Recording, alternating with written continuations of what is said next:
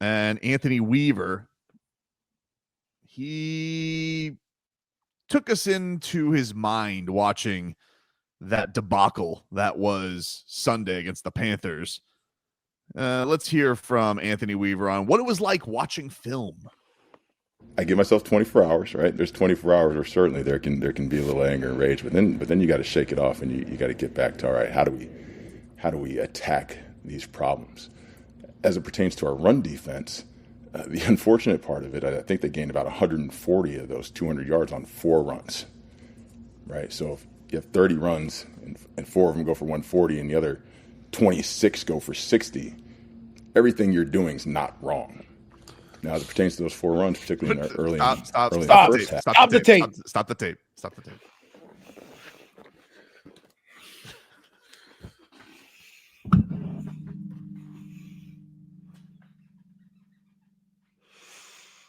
That's football! Nobody has 100 yards on 20 carries for 5 yards. You have 1 carry for 30 yards. Nobody gets to throw those 30 yards away. Let's look at it the other way. You had 4 carries for 140 yards. 4 carries. 26 of them were pretty good. Wait. So listen, we start every game when Baltimore Ravens are playing. And every team, they may stop, Derrick Henry, 10 carries, 13 yards, right? Then the second quarter, the third quarter, and the fourth quarter. And then they throw this stat up. His last 5 carries have gone for 120 yards. Well, let's hear him out. Let's hear the whole land. Let's hear him out. Let's hear him out. Maybe if you did that to every. Maybe the back of the answer. You only gave up that 1 bad play. I only had that 1 bad pick. Hey, listen. We only had that 1 bad sack. That poor pitcher for the Phillies last night only had 1 bad play. Like, what do we do? Let's hear him out. 4 carries for 100. That's crazy. Here's let's hear again he the Anthony said that Weaver. Loud in public. He did. A lot of that was like second level misfits, and then guys trying to make plays on the ball before we stopped the ball. Agree. That's probably the bigger issue. Some of those big runs that went for 50, for 40, for 20, they should go for 8, for 9, for 10. And then you're sitting here and we probably have a W at the end of the day. So we're always evaluating our systems and our processes and our who's on the field doing what. I think there's a lot of things we're doing right. Certainly our run defense is disappointing. We're not defeated by any means because we've seen you could show one play go for -1 and they can run the exact same play, go for 25 against the exact same defense. Now that's not a scheme problem. That's a trust fit tackling problem, which is what we need to get fixed. Let me okay. All right. Let me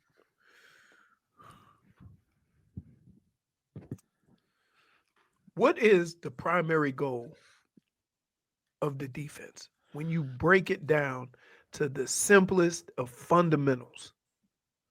Tackle the guy with the football. Mm-hmm. The basic fundamental, how you get there, how you get in position or whatever. But the basic fundamental of that side of the football is tackle the guy with the football. Correct? Okay. Can I ask a question, dude? Does anybody in that organization just think to themselves, you know what would get this answer through? We just haven't been good enough. And then just move on. That's my point. Wait, you know what? Here. You know what? Like, I used to say this to you. Now what? Yeah. Meaning that you know what the play is. I have the football. You have to tackle me. Now what?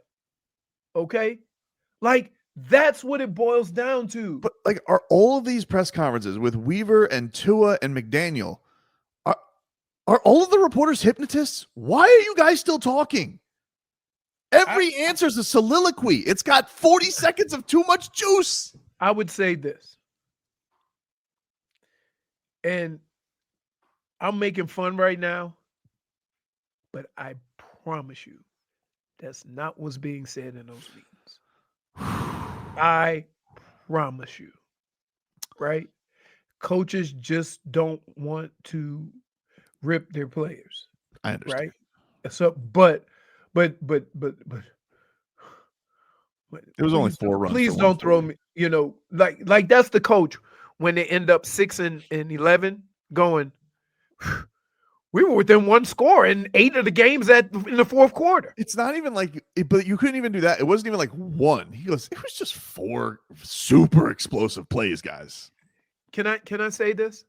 Think about. I want you to just bear with me here, because I'm gonna give you a fact that I don't know to be a fact, but I can pretty much guarantee it's a fact. If you give up more than 2 plays in the run game that go for over 25 plus yards, you're probably losing. Because usually that happens once or twice a game, right? The fact that he got on a camera and admitted that it happened 4 times. Go look. Just pull up the next break. Go to last week and pull up a random game. Okay. And look at both teams and look at how many carries went for 25 yards or more. And then I want you to think of what he said and think of why I'm like in shock. Yep. Here's a little more of him. He said that he threw up watching the tape. One of our points of emphasis going into the game was to take the extra step, meaning make sure you got bone on bone, pad on pad, and got these guys to the ground. In that game, I think the biggest thing that happened to us is we were so ball conscious and trying to take it away and just never stopped the actual ball carrier. And this guy was running, he was like a runaway freight train, just running downhill. So that was disappointing. Again, we have an incredibly prideful group. So there are times in that game when you're watching the tape and you want to throw up, particularly because it's some of the guys that were making some of the errors. It was unlike them. So the beauty is we have an opportunity to correct it. We had no time to hang our heads and to walk around like we're at a wake, right? And I thought the guys yesterday at practice did just that. They attacked their daily routine and what they were trying to do, and just went out there and attacked the field and tried to get better. So hopefully we see the results of that this week. If I may, please don't come to me on Monday and say we only gave up 2 plays of 25 yards or more. Okay? Hey, that's a win. I'm just telling you. I'm just telling you. Listen, and this is from having no numbers in front of me. No numbers. Pick random games which you think teams have good run games, decent run games, or whatever, and look at how many rushes went for 25 yards or more. I'll look at last night. I'll see what we had last night. I'll take a look at that game. What a night. Scatterboo's longest play was what? 15 yards? Yeah, on the pitch, maybe. Yeah. Like, are you... What? You're flustered. That's like saying to your wife, I only cheated twice last week. Right? It's pretty good. Longest rush last night for Saquon was 18 yards. There. Longest rushes yesterday for Scatterboo was 18. Jackson Dart had a 20-yarder. 20 and 18. And their coach is probably saying, we gave up those 2 big plays. 4? Dude, pick another game. Dude, this is just rando off the top of my head telling you football stuff that makes no damn sense. Come on back. I did my own research. Okay. Because basically what I was saying was, I don't know the numbers, but I'm pretty sure I can go out on a limb and say this is fact. Right? In all of football last week, all of football, excluding the Dolphins game, 6 runs over 25 yards. Whew. Now, any buys last week? How many rushes were there? A few hundred rushes? Mm-hmm. 6. Maybe 7. So 4 of them were in the Dolphins? No, I didn't include the Dolphins. Jeez. I'm saying all of the rest of the NFL only had 6 or 7. That's crazy. So, you understand why I flipped out? Yep. Like everybody's doing it? No, everybody's not. And usually it's a big play because DeMarcado, he didn't even score because maybe he dropped the ball. Mm-hmm. That was a 78-yarder. The only one of that game. The only one of over 25 yards was that play. That didn't even count as a score. I appreciate your honesty and your revelations, but it's making me depressed. I'm just saying, like, I don't like this, dude. Look, Do you feel like throwing up? I'm just saying, like, dude, like I watch football too. Yeah, when you say it like that, it makes sense. Anthony Weaver should have just shut the hell up. Like saying we only gave up 4 runs for 130 yards. Nobody else in football did that. Hello, Jennifer. Hi. Hello, Jennifer. Hi. I came to like, give you some sunshine, Leroy. Thank you. Is it going to be 4 carries for 130 yards? Because that's not sunshine. No, I will never do that. She looks like she's in a coach's dungeon right now. Yeah. It's really bad over here. And the rain? It's horrible. I literally last segment there's it was thundering so long for it was just like one long thunder. Jeez. Let's get to the mixed bag, huh? What do we got today, Froggy?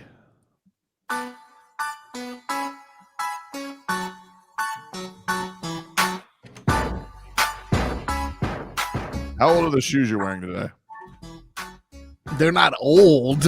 They're used, but they're not old. Dude, Sarah. can I just tell you, that is one of the weirdest things in the world. It's not, I promise. And RIP to Mr. Hatton. I appreciate your donation. Very kind. Very kind, man. It's not a donation if you steal them. Well, the family said that I could. Let's hop in. You see what I did there? Hop into our mixed bag. Mm-hmm. And where better to start than with someone else's drama? Yeah. We're constantly talking about what is going on here. Poor Leroy was so annoyed by our coach speak that he decided to do his own research for probably the 3rd time in show history. So far as Dude, because you know why? Here's why.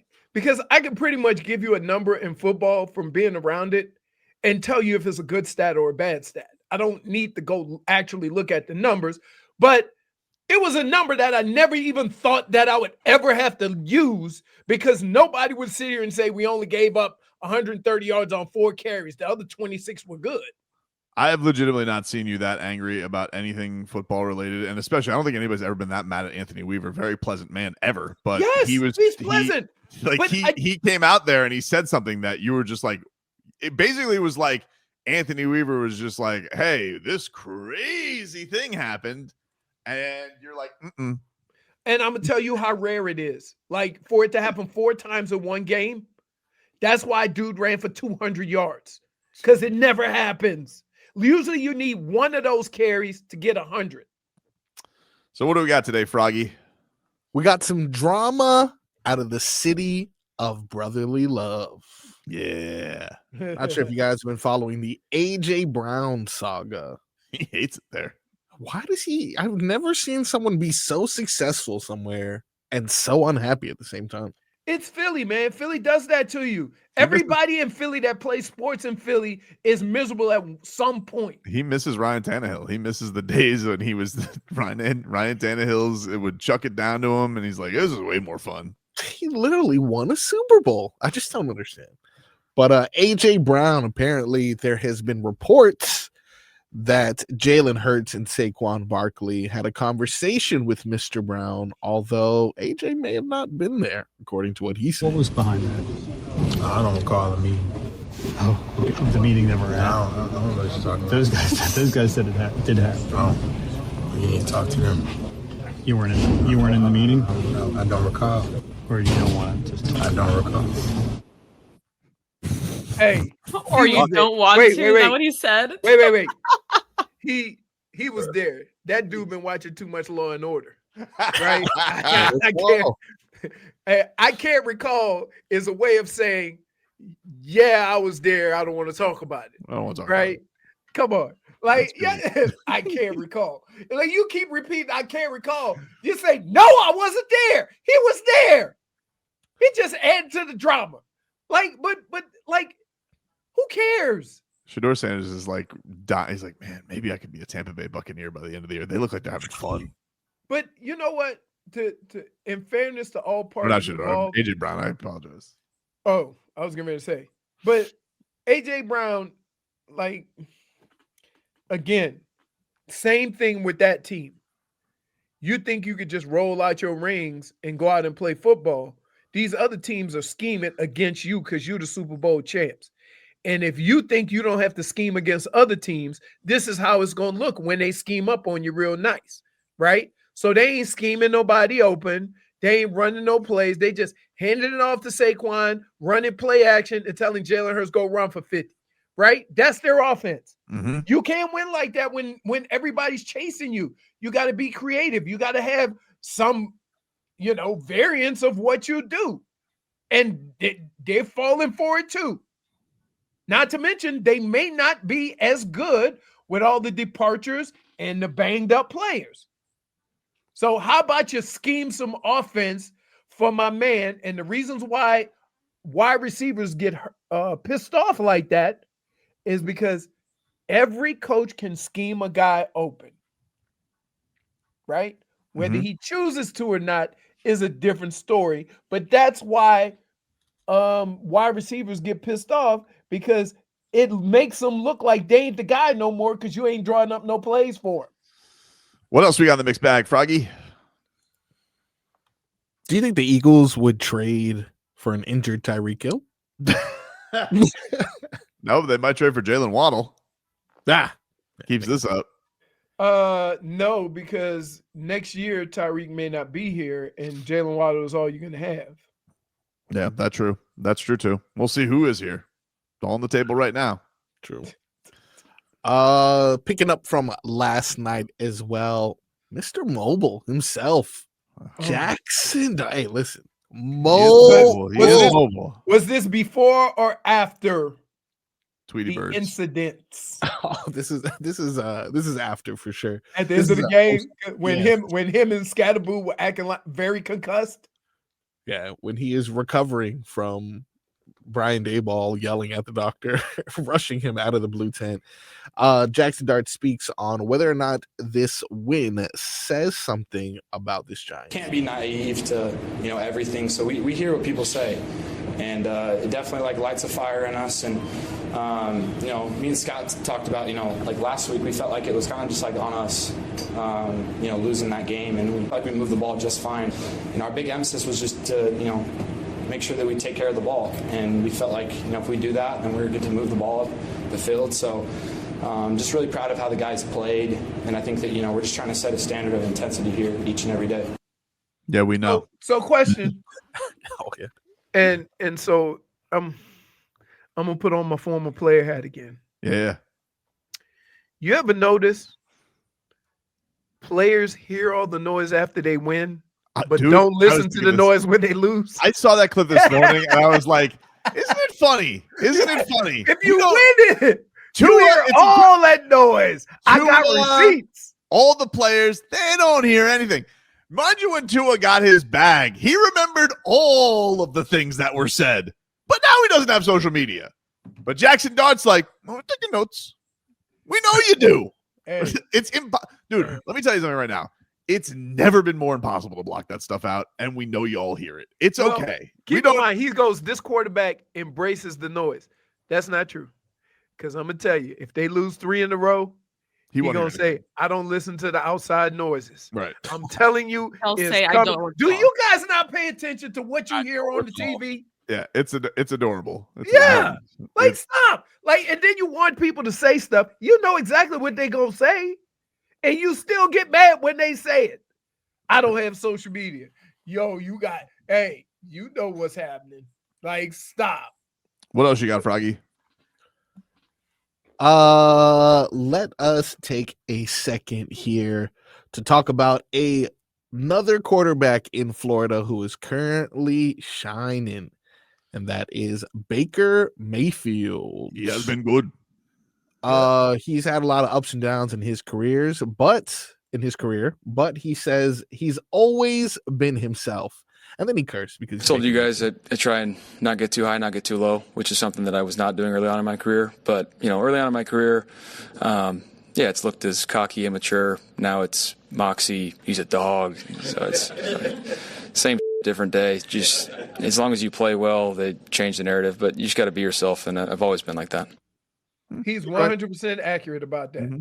I can tell you where things that everybody think is cute and warm mm-hmm. are all centered around winning. You know how much I love Brad Marchand right now?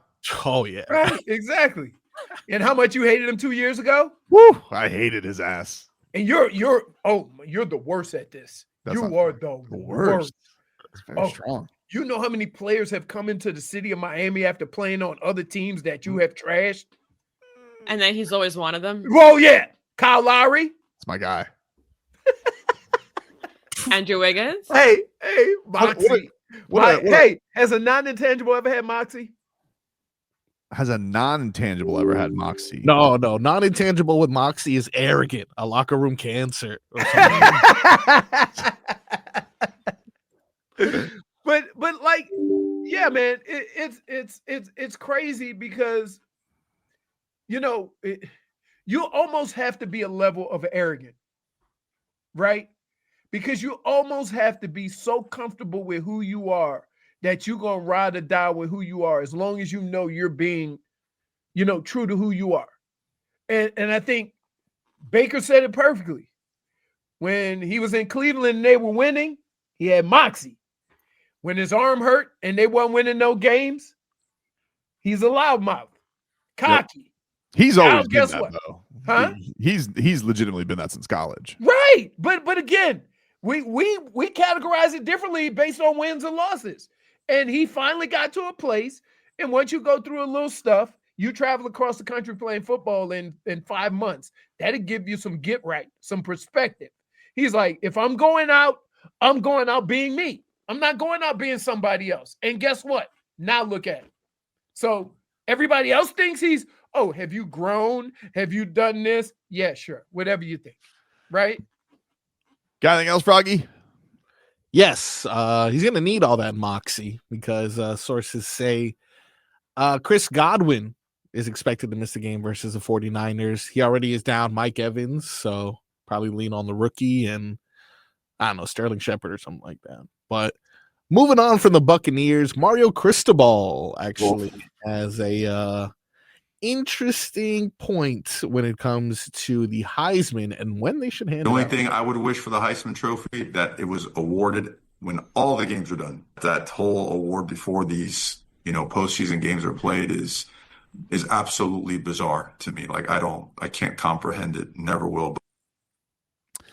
Here's what I would say to that. The only thing that would suck for that is that, like, other schools, you think of like an Ashton Genty, like, are they really going to have a chance to win? That's it feels like it's already a quarterback award. It feels like if you did that, like, it's so obvious it's going to always go to the quarterback that wins the national championship. I kind of like the way that it is. Keep in mind, and